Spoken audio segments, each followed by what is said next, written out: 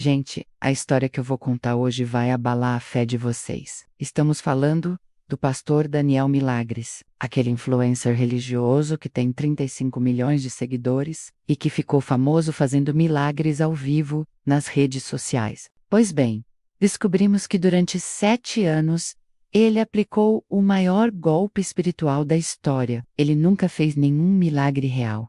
Todos os curados eram atores contratados. Ele roubou mais de 200 milhões de reais de pessoas desesperadas por fé. Chegou ao ponto de fingir que ressuscitou mortos. E anda vende a água benta, que era na verdade a água da torneira com corante por 500 reais.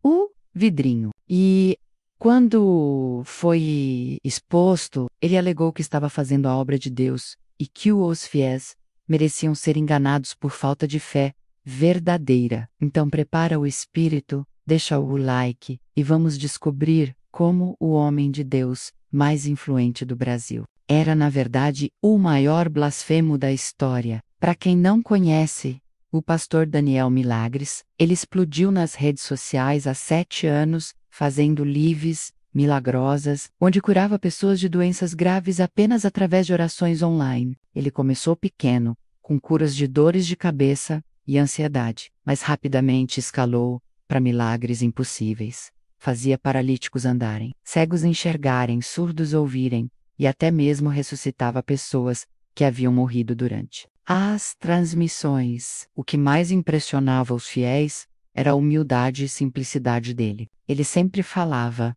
que era apenas um instrumento de Deus, que não cobrava nada pelos milagres, e que o só queria levar esperança para quem mais precisa. Ele se tornou um fenômeno religioso mundial, sendo considerado o maior missionário digital da atualidade e inspirando milhões de pessoas a fortalecerem sua fé. Durante 7 anos, o pastor Daniel curou mais de 100 mil pessoas ao vivo. Suas transmissões batiam recordes de audiência, chegando a ter 50 milhões de visualizações simultâneas durante os milagres mais impressionantes. Ele tinha fiéis em mais de 80 países, recebia visitas de autoridades religiosas do mundo inteiro, e até mesmo o Vaticano já havia manifestado interesse em investigar oficialmente os fenômenos sobrenaturais que aconteciam com ele. O pastor criou o Ministério Digital Fé Sem Limites, supostamente uma organização religiosa que coordenava suas atividades missionárias online e distribuía as doações recebidas para obras de caridade ao redor do mundo. Ele sempre mostrava comprovantes de hospitais construídos, orfanatos mantidos e famílias ajudadas com o dinheiro que os fiéis enviavam voluntariamente para apoiar sua missão. Mas toda essa santidade começou a desmoronar há um mês, quando um ex-cinegrafista dele, o Carlos Revelação, resolveu contar a verdade. Ele havia trabalhado na equipe de produção do pastor por 2 anos e presenciou como todos os milagres eram fabricados nos mínimos detalhes. E, gente, quando ele começou a falar, eu fiquei revoltada com tanta falsidade. Segundo Carlos, todos os curados dos vídeos eram atores profissionais contratados. O pastor tinha uma agência de casting especializada em recrutar pessoas para interpretar enfermos desesperados que seriam miraculosamente curados durante as lives. Eles recebiam entre 5 mil reais e 50 mil reais por milagre,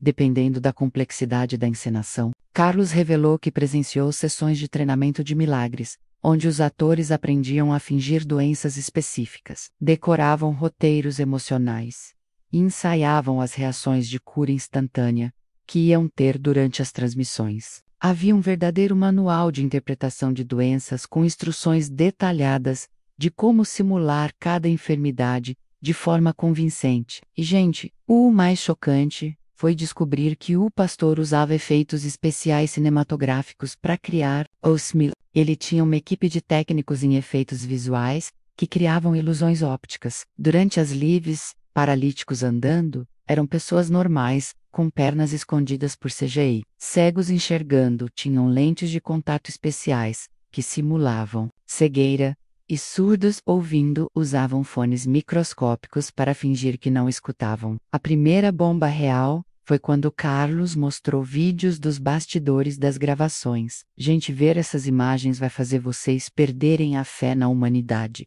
São vídeos do pastor rindo e debochando dos fiéis, entre uma cura e outra, chamando os seguidores de idiotas e gado, e planejando friamente como ia extrair mais dinheiro dos trouxas. Em um dos vídeos mais revoltantes, Volka viu o pastor falando para a equipe: "Hoje vamos fazer o paralítico andar de novo."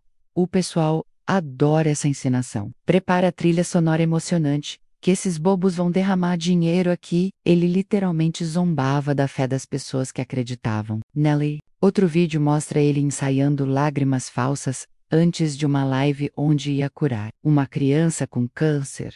Tem que chorar no momento certo, senão não fica convincente. Lembra de tocar a música triste quando eu falar da mãe desesperada. Era teatro puro disfarçado de milagre divino. Mas Carlos foi além. Ele revelou que as ressurreições mais famosas do pastor eram as encenações mais elaboradas e caras. Ele contratava atores para fingir que estavam morrendo durante as lives. Usava maquiagem profissional para simular morte clínica e depois ressuscitava essas pessoas com técnicas de ilusionismo que custavam mais de R$100 mil por apresentação. A segunda bomba foi descobrir que o pastor roubava todo o dinheiro das doações. Em 7 anos, ele arrecadou mais de R$200 milhões de fiéis do mundo inteiro, que acreditavam estar contribuindo para obras de caridade, mas Carlos revelou que nenhum centavo foi usado para ajudar necessitados. Todo o dinheiro foi para a conta pessoal do pastor e da família dele. Carlos mostrou que as obras de caridade mostradas nos vídeos eram todas falsas. Os hospitais construídos eram hospitais já existentes,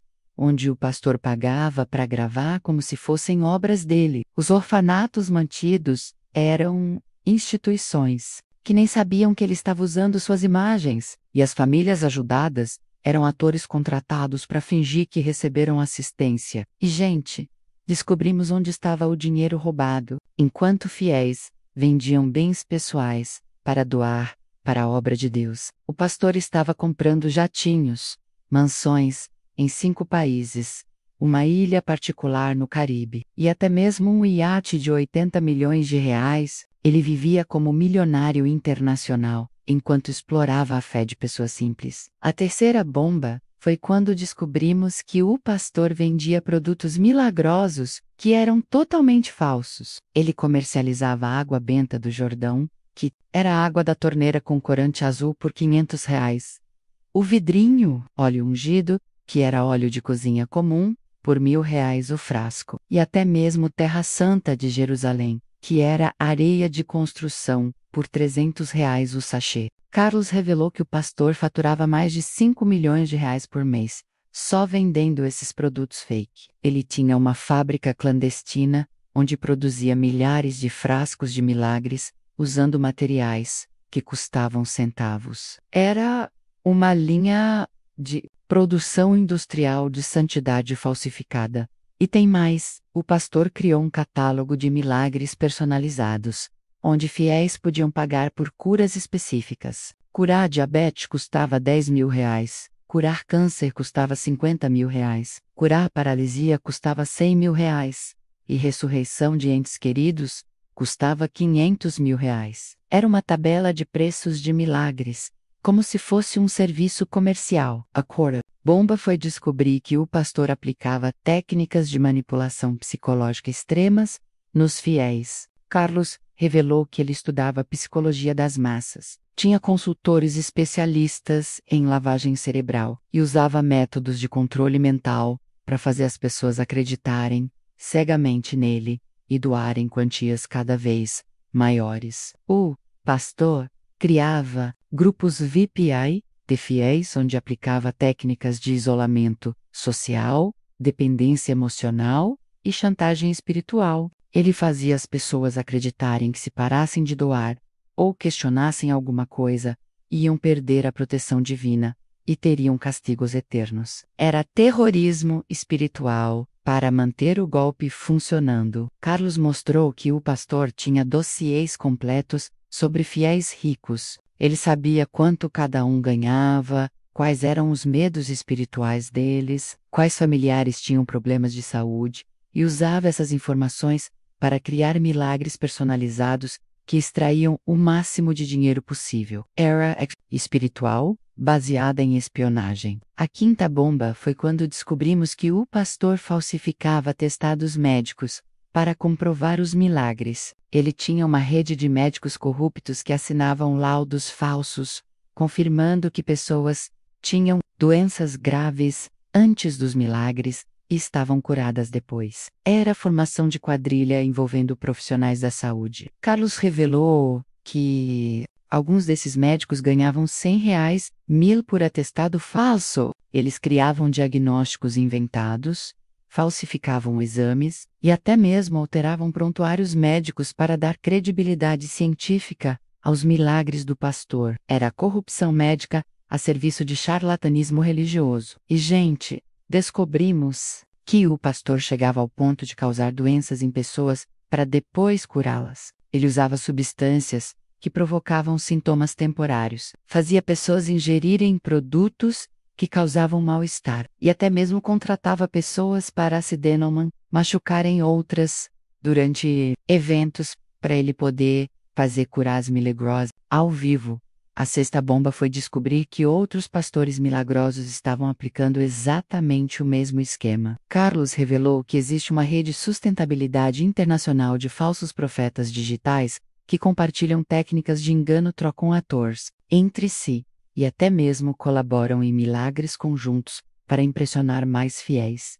Pelo menos 25 outros influencers religiosos famosos estavam envolvidos na mesma farsa. Eles tinham conferências secretas, onde ensinavam técnicas avançadas de ilusionismo espiritual, compartilhavam fornecedores de efeitos especiais e até mesmo dividiam a lista de fiéis premium mais ricos para explorar, e descobrimos que essa rede movimentava mais de R$ 2 bilhões por ano globalmente. Era uma indústria internacional de exploração da fé, com pastores fake operando em todos os continentes, cada um dominando mercados específicos de crença e desesperança. Quando todas essas revelações do Carlos começaram a viralizar, a reação do pastor foi blasfema. Em vez de confessar ou pedir perdão, ele fez uma transmissão ao vivo, onde atacou os próprios fiéis. Ele disse que as pessoas mereciam ser enganadas por terem fé fraca, e que estava testando a verdadeira devoção dos seguidores. Na transmissão, ele teve a audácia de falar: quem tem fé verdadeira não precisa de milagres. Eu estava provando que vocês são crentes fracos, que só acreditam quando veem. O dinheiro que vocês deram foi usado para uma obra maior. Ensinar que a fé não se compra. Era manipulação psicológica até o final. A sétima bomba foi quando a polícia invadiu a sede do ministério dele e encontrou um arquivo gigantesco. Havia registros detalhados de mais de 500 mil pessoas que foram exploradas financeiramente, com anotações sobre quanto cada uma doou, quais eram suas vulnerabilidades emocionais e como manipulá-los para extrair mais dinheiro. A polícia também encontrou contratos com mais de 1.000 atores que participaram das encenações, equipamentos profissionais de efeitos especiais avaliados em R$ 50 milhões e um laboratório onde ele fabricava os produtos milagrosos falsos. Era uma operação industrial de charlatanismo religioso. E, gente, descobrimos que o pastor tinha um plano de fuga elaborado há anos. Quando percebeu que seria exposto, ele tentou transferir toda a fortuna roubada para contas offshore e fugir para um país sem extradição. Ele foi preso no aeroporto tentando embarcar para a Suíça com R$ 100 milhões em diamantes escondidos na bagagem. A oitava e última bomba foi quando descobrimos que o pastor havia causado mortes reais com suas mentiras. Pelo menos 50 pessoas morreram porque abandonaram tratamentos médicos, acreditando que tinham sido curadas pelos milagres fake dele. Famílias inteiras se destruíram financeiramente, doando tudo que tinham para a obra dele. Uma das histórias mais trágicas foi de uma mãe que vendeu a casa para doar R$ 300 mil, acreditando que o pastor ia ressuscitar o filho que havia morrido de câncer. Ela ficou na miséria, esperando um milagre que nunca aconteceu e desenvolve depressão profunda quando descobriu que foi enganada. Era exploração da dor humana mais profunda. O Ministério Público abriu investigação por estelionato qualificado, formação de quadrilha, charlatanismo, exercício ilegal da medicina, lavagem de dinheiro e homicídio culposo. É o maior caso de crime organizado religioso da história brasileira. O pastor pode pegar prisão perpétua. A situação atual é que o pastor foi condenado a 45 anos de prisão e tem que devolver toda a fortuna roubada, mais indenizações bilionárias para as vítimas. Mas convenhamos, o dinheiro já foi gasto ou escondido, e a maioria dos fiéis nunca vai recuperar o que perdeu. O trauma espiritual vai durar gerações. E, gente, o que mais me revolta nessa história toda é como ele se aproveitou da fé das pessoas. Ele transformou esperança em fonte de lucro, devoção em oportunidade de crime, necessidade espiritual em ferramenta de manipulação. Ele atacou diretamente aquilo que há de mais sagrado na alma humana. E pensar que durante 7 anos, ele foi idolatrado como homem de Deus. Pastores legítimos se inspiravam nele. Fiéis o colocavam acima da própria família. Até mesmo outras religiões reconheciam os milagres dele. Ele envenenou a fé de milhões de pessoas ao redor do mundo. O caso do pastor Daniel Milagres virou um marco na discussão sobre regulamentação de influencers religiosos e fiscalização de organizações espirituais digitais. Várias plataformas criaram regras mais rígidas para conteúdo religioso, e governos estão criando leis específicas para punir charlatanismo espiritual. Mas o que mais me preocupa é saber que provavelmente existem centenas de outros pastores aplicando variações do mesmo crime. Neste exato momento, a investigação mostrou que esse tipo de exploração cresce exponencialmente, porque ataca a necessidade humana mais básica, a fé. A última informação que eu tenho é que mais de 100 outros influencers religiosos estão sendo investigados por práticas similares. Várias igrejas digitais foram fechadas e foi criado um sistema internacional de verificação de milagres para proteger fiéis vulneráveis e as vítimas. Milhões de pessoas ao redor do mundo estão tentando reconstruir sua fé depois de serem enganadas por quem deveria representar o divino. Muitas desenvolveram trauma espiritual profundo e nunca mais vão conseguir acreditar em líderes religiosos. Gente, que história mais sacrilégica, né? Um homem que enriqueceu explorando a fé de pessoas desesperadas, que transformou a esperança divina em oportunidade de lucro, que usou o nome de Deus para justificar crimes contra a alma humana, e que ainda teve a audácia de culpar as próprias vítimas quando foi descoberto. Esse caso mostra como é importante questionar sempre, mesmo quando se trata de fé. Verdadeiros líderes espirituais não pedem dinheiro constantemente, não. Fazem milagres sob encomenda